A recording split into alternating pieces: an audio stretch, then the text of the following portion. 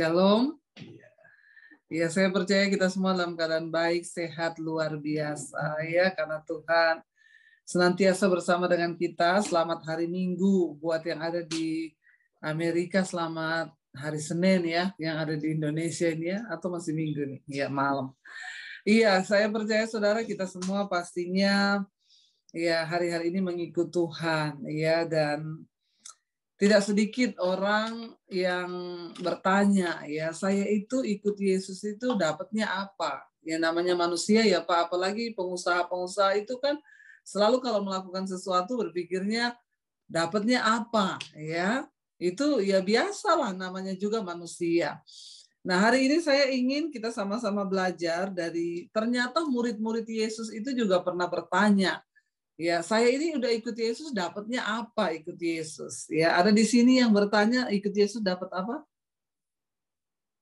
Saudara angkat tangan yang bertanya ikut Yesus dapat apa? Atau nggak mau dapat apa-apa? Kalau memang saudara nggak mau dapat apa-apa, ya saya nggak jadi khotbah hari ini. Karena saudara sudah tidak mau mendapatkan apa-apa. Yang mau mendapatkan apa-apa coba angkat tangan. Yang mau mendapatkan apa-apa. Oh, semuanya mau kan? Ya namanya manusia itu kalau mau apa ya ikut Tuhan pasti ada yang kita mau ya. Saya pun juga mau loh mendapat apa dari Tuhan. Ya kita baca bersama Markus 10 ayat mulai 28. Judul perikopnya di sana upah mengikut Yesus. Ya, kalau bicara upah itu semua manusia itu pasti pengen dapat upah ya. Kita semua pengen dapat upah. Ya, Markus 10 ayat yang ke-28 upah mengikuti Yesus. Kita baca sama-sama ya, ayat 28 berkata begini. Berkatalah Petrus kepada Yesus, kami ini telah meninggalkan segala sesuatu dan mengikut Engkau. Ayat 29.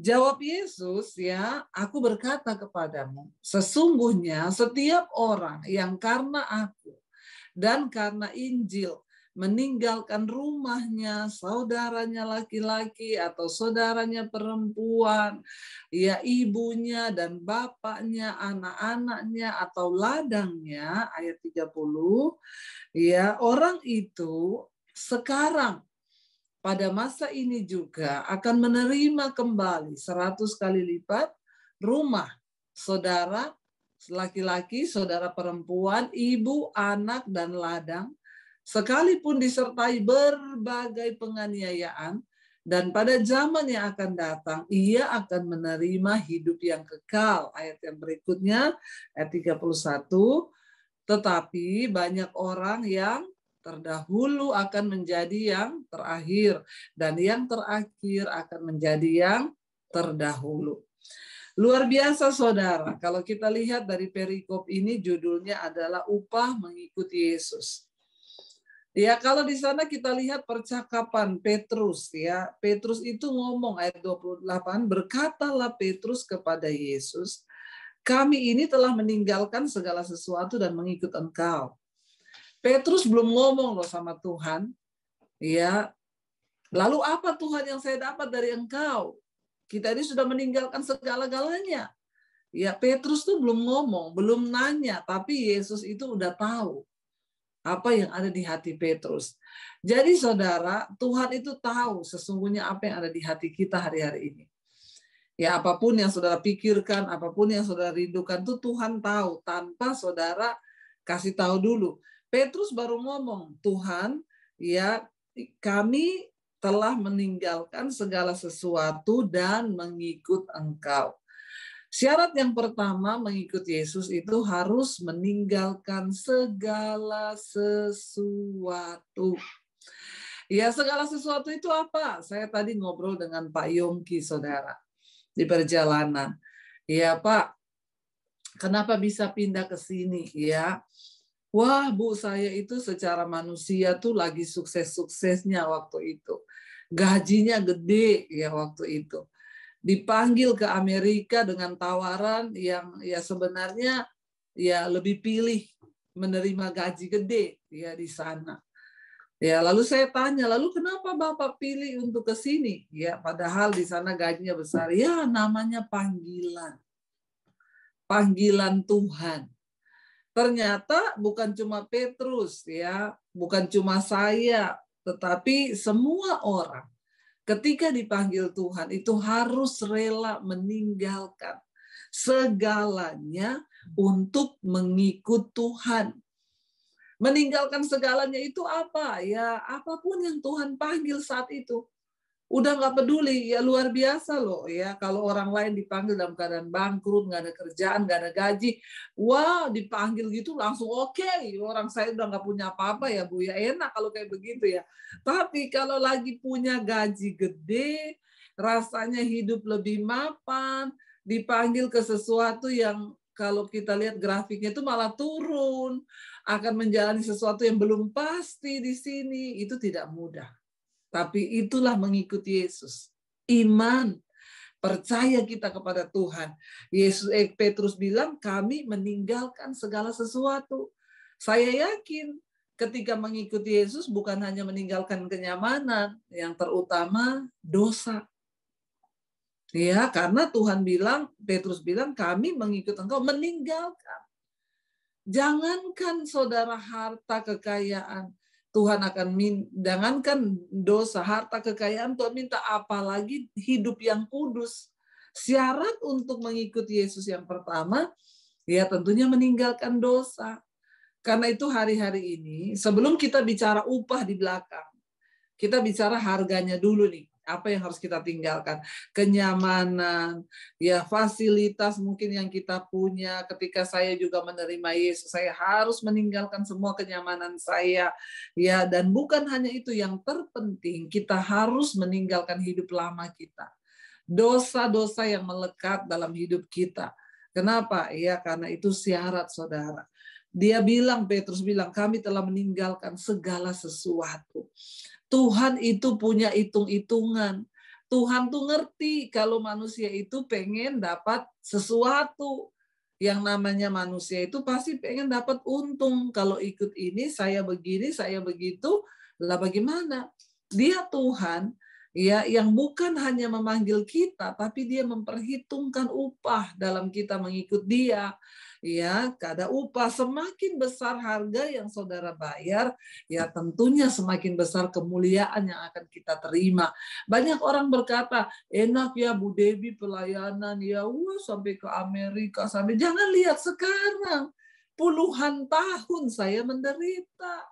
Ya puluhan tahun saya menanti nubuatan. Tuhan berkata dulu waktu saya masih di kos-kosan itu, ya saya berdoa dapat peneguhan, dapat nubuatan dari Tuhan. Bangsa-bangsa menanti pengajaranmu. Saya buka mata habis berdoa, saya di kota Palu, di kos-kosan, nggak ada pelayanan. Lah kok dapatnya Tuhan bilang bangsa-bangsa menanti pengajaranmu. Buka mata, lihat cucian, pakaian kotor. Ya apa yang di depan mata ini? Ya itulah saudara, Tuhan minta kita nih tekun mengikut dia. Saya setia, saya tekun, bayar semua harga.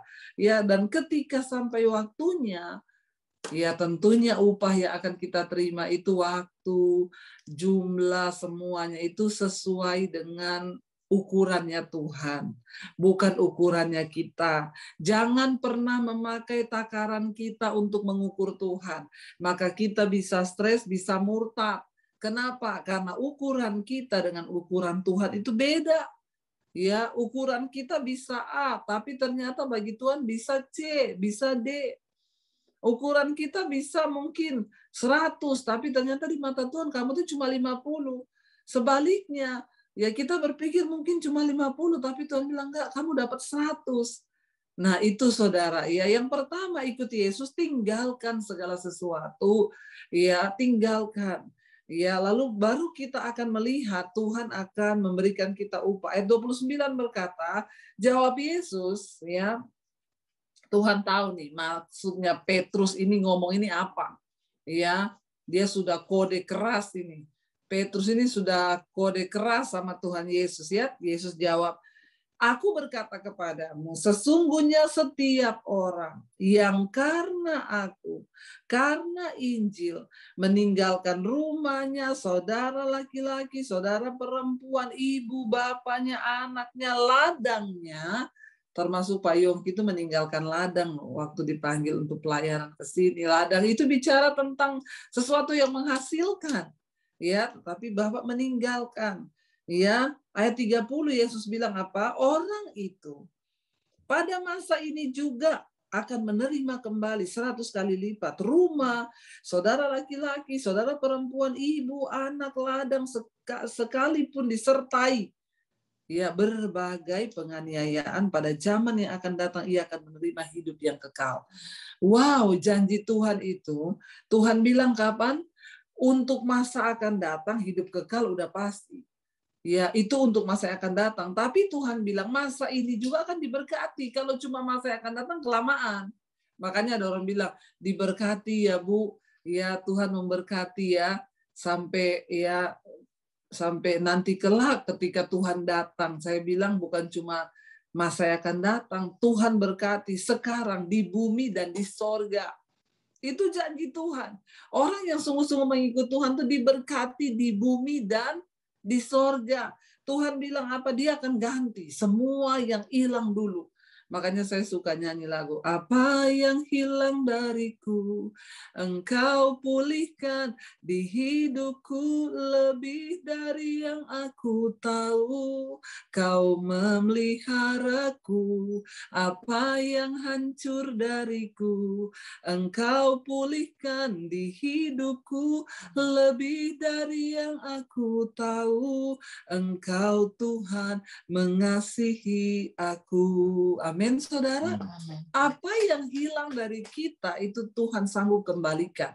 Waktu kita sungguh-sungguh mengikut Dia dengan serius dan benar-benar mau bayar harga. Tuhan bilang, saya sekarang mengalami. Lihat, saya ke sini, saudara saya laki-laki, saudara saya perempuan, Tuhan ganti lebih daripada saudara kandung loh. Itulah Tuhan. Ya, saya bisa ketemu Pak Yongki, Ibu itu sudah seperti orang tua bagi saya. Tuhan ganti. Apa yang dulu pernah hilang, Tuhan bilang, aku kembalikan berlipat kali ganda. Bahkan mungkin kita dulu pernah kehilangan apa? Rumah, keluarga. Saya mau bersaksi kepada saudara, hari ini Tuhan udah kembalikan. Dulu saya tinggalkan rumah keluarga saya, kehilangan semua. Hari ini Tuhan sudah berkati saya. Ya, saya punya rumah lebih dari satu, saudara. Apa yang Tuhan janjikan itu Dia akan penuhi. Asal bukan itu yang menjadi target utama kita. Bagian kita ikut Tuhan dulu. Tinggalkan segala sesuatu. Serius ikut Dia. Jangan pernah mengukur upah kita sesuai dengan ukuran Tuhan. Ukuran Tuhan sesuai dengan ukuran kita. Ya, biar kita melakukan bagian kita, Tuhan melakukan bagiannya. Tuhan berkata di sini, ya aku akan mengembalikan sekarang pada masa ini juga. Ya, saya percaya sebentar lagi juga Pak Yongki akan punya rumah di bumi. Yes, ya. Saudara tunggu kesaksiannya. Ya, dan itu janji Tuhan. Tuhan itu nggak pernah ingkar. Dulu Bapak sudah meninggalkan segalanya, kehilangan segalanya. Ini janji Tuhan hari ini, Pak. Masa ini juga. Ya, bukan cuma masa yang akan datang. Masa ini. Karena itu saudara pegang janji Tuhan. Iya, sebenarnya bagi Tuhan tuh memberkati kita itu urusan sangat kecil. Iya, Tuhan yang punya bumi ini, Tuhan yang punya segala-galanya, saudara. Ya, bagi Tuhan Dia hanya berfirman. Tetapi yang menjadi sulit bagi Tuhan itu seringkali mengubah sikap kita ini loh. Mengubah cara pandang kita ini loh. Jangan dulu fokus pada upah. Itu Tuhan yang akan atur. Ya, Tuhan bilang pada masa ini juga aku akan pulihkan. Aku akan kembalikan. Sekalipun, nah ini enggak enak ini. Ayat 30. Sekalipun disertai berbagai penganiayaan, ia dikatakan pada zaman yang akan datang, ia akan menerima hidup yang kekal. Selalu memang ada enggak enaknya ya. Tuhan bilang, aku akan kembalikan 100 kali lipat rumah, saudara, semuanya. Sekalipun disertai penganiayaan. Tadi pagi saya sampaikan di gereja ibadah onsite. Ya, doa orang yang teraniaya itu didengar Tuhan. Makanya saudara mau doanya didengar? Saya doakan supaya saudara teraniaya. Teraniaya. Ya, begitu dia mau gitu langsung kendor semuanya ya. Mau doanya didengar? Yes, mau. Alkitab bilang doa orang yang teraniaya itu didengar Tuhan. Jadi kalau mau doanya didengar harus teraniaya dulu. Ya, teraniaya itu bukan hanya secara fisik. Ya, mungkin Tuhan izinkan di tempat kerja saudara dianiaya. Secara batin, dalam rumah saudara teraniaya, dimanapun, berbahagialah. Sebab doa orang yang teraniaya itu didengar Tuhan. Makanya ayat ini berkata, kamu akan menerima semua itu. Sekalipun disertai berbagai penganiayaan. Ini sudah satu paket. Selalu satu paket Tuhan itu. Ya, kalau mau yang enak, ya harus menderita dulu. Itulah sistem dan cara kerja Tuhan. Ya, seperti yang tadi pagi saya sampaikan di ibadah, Rasul Paulus bilang, terlebih suka aku tinggal dalam kesukaran, penderitaan, aniaya, karena saat aku lemah, aku menjadi kuat. Di dalam kelemahanku, kuasa Tuhan menjadi sempurna. Iya, jadi saudara harus selalu. Nah, yang terakhir ayat 31 ini yang mengerikan. Ada orang yang akan menerima upah, tetapi ada juga orang yang akan mundur di akhir zaman. Mereka belum menerima upah, tapi mereka milih mengundurkan diri. Tetapi banyak orang yang terdahulu akan menjadi yang terakhir, dan yang terakhir akan menjadi yang terdahulu. Upah kita yang tentukan. Kita mau dapat Tuhan kembalikan semua yang hilang, atau sebaliknya kita menjadi yang terakhir, yang terdahulu, yang terakhir, yang terakhir, yang terdahulu. Banyak orang, saudara, di awal ikut Yesus menggebu-gebu. Tetapi pada akhirnya waktulah yang akan menentukan. Di masa pandemi ini, betapa pemurnian itu semakin terlihat. Saya kaget, ada seorang anak Tuhan di Jakarta, dia pelayanan. Sekarang saya lihat di Facebook, sudah pakai peci, selalu tulisannya Alhamdulillah. Ternyata banyak orang akan kemudian memilih menyangkal Yesus hanya karena ketidaknyamanan di hidup. Hanya karena masalah ekonomi, ada yang menawarkan kehidupan yang lebih mapan, yang lebih enak. Dia memilih untuk meninggalkan Tuhan. Hati-hati saudara. Kenapa kita ini harus lebih sering menderita?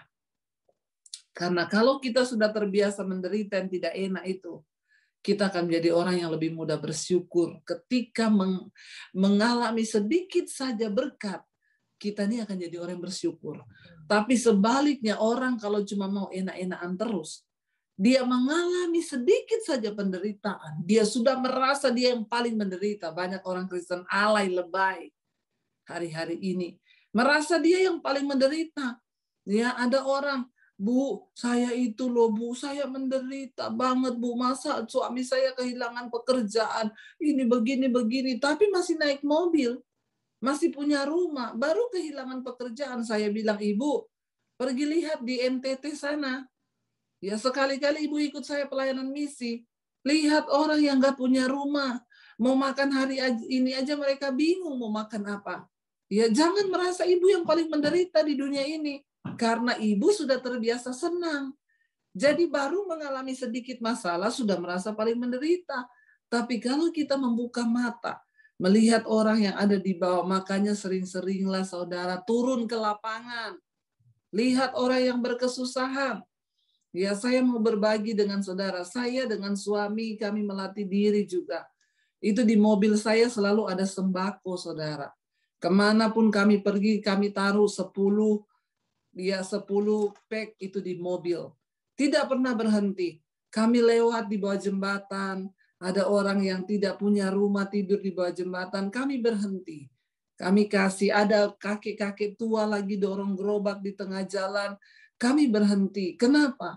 Waktu kita memberi dan melihat kehidupan orang yang berkesusahan, betapa kita ini harus bersyukur. Makanya saya sering kali meneteskan air mata ketika saya turun ke lapangan melihat kehidupan orang-orang seperti itu. Ya, saya meneteskan air mata berkata, Tuhan, Betapa kami harus bersyukur dengan nikmat yang sudah Engkau beri. Kenapa orang seringkali tidak bisa bersyukur dan akhirnya meninggalkan Tuhan? Karena dia tidak pernah lihat penderitaan orang lain. Dia cuma sibuk ngurusi diri sendiri terus, dan dia nggak pernah lihat, saudara. Saya berdoa supaya kita tidak menjadi orang-orang yang nanti banyak orang akan murtad di akhir zaman. Karena dagingnya merasa tidak nyaman. Karena dagingnya merasa menderita. Bahkan pelayan Tuhan bisa menyangkal Yesus. Tapi saudara, kita bukanlah orang-orang yang mengundurkan diri. Kita adalah orang-orang yang dipanggil untuk menerima upah yang sampai pada kekekalan. Bukan cuma di dunia ini, tapi sampai pada kekekalan kelak. Karena itu saudara, saya berdoa buat setiap kita.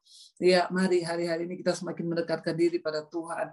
Jangan cuma fokus pada perkara-perkara duniawi. Kita mengejar sesuatu yang hanya kelihatan bagi dunia ini, tapi kita mengejar hidup yang sampai pada kekekalan. Mari kita tundukkan kepala, kita berdoa. Terima kasih Bapa, kami berdoa Tuhan. Kami percaya hidup kami adalah penyembahan. Ku tahu hidupku adalah penyembahan Tuhan. Bapa, berikan kami kekuatan menjalani hidup ini di dalam perkenanan Tuhan. Bahwa kami hanya mengejar perkenanan-Mu Bapa. Bahwa kami untuk melihat ke bawah betapa banyak orang yang menderita lebih daripada kami. Agar kami bisa bersyukur dan tidak bersungut-sungut. Ajar kami mengejar upah yang sampai pada kekekalan. Karena kalau kami hanya mengejar upah yang hanya di dunia ini saja, maka banyak orang yang akan kecewa, yang terakhir akan jadi yang terkemudian akan jadi terdahulu. Kami mau Tuhan menjadi orang-orang yang terus dikenal oleh Tuhan, bahkan sampai pada kekekalan kami terima kehidupan kekal, upah yang kekal itu. Berkati anak-anak-Mu Tuhan, mereka semua yang ada di gereja BMC ini dan juga semua yang ada di Indonesia dimanapun, bahwa kami hari-hari ini hanya melihat pada Tuhan. Kami tahu penderitaan ringan yang kami alami hari-hari ini tidak ada apa-apanya. Itu jauh melebihi kemuliaan kekal yang akan kami terima kelak. Itu janji firman-Mu Bapa. Biar kami terus bertahan. Kami bukanlah orang-orang yang mengundurkan diri, tapi orang-orang yang menang sampai pada akhirnya. Terima kasih Bapa. Biarlah Engkau Tuhan Roh Kudus yang memateraikan firman ini menjadi kekuatan bagi kami. Dalam nama Yesus kami berdoa bersyukur. Haleluya. Amin.